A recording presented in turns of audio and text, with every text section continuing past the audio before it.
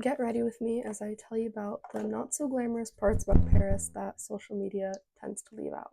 The first one being that if you want to go out to a club, you better hope that you're 5'8" before heels, tall and skinny, because otherwise you have to pay to get in or you're waiting in really long lines. I never knew that Paris was like that, but they're very specific with how they want you to look. If you're not in heels, you will get turned away from the door.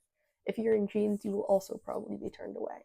You have to be in a dress or a skirt, a mini skirt, and you're basically dressing like it's Paris Fashion Week just to go to a nightclub. On the topic of clothing, no one wears sweatpants. Like, you're practically shunned if you wear sweatpants. It's not a thing. Their version of like a comfortable pant is a trouser. So go to Aritzia if you're planning a trip to Paris and buy a pair of their trousers. Just don't do it. Just literally don't do it, because I think you stand out as a tourist or as an American, quite frankly, way too much if you do. The area where the Eiffel Tower is isn't cute. In fact, it's pretty janky. Like, I would not recommend walking around there, especially late at night.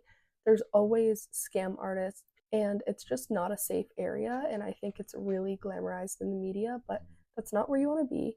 There's a few beautiful streets with amazing views of the Eiffel Tower and a bunch of shops and cafes a few blocks away. But if you're at the Eiffel Tower, beware, because it's not what you're going to think it is. Specifically with the fashion shows, if you're working it, it's not glamorous. You're not meeting the celebrities or going to these after parties and having a grand old time. You're grinding. You're probably getting yelled at by the production set manager, and you're maybe crying at some point. It's so stressful. There's so many things you're trying to tackle all at once, and it's volunteer work for the most part. So take that as you will. It is definitely not the dream. It's a scary time. French people will only be rude to you if you try to not speak a lick of French. And I'm talking bare minimum, like if you don't say hello in French, which is bonjour, or if you don't say thank you, which is merci. Besides that, they don't care that you can't speak French. It's not a big deal. No one's gonna be mean to you.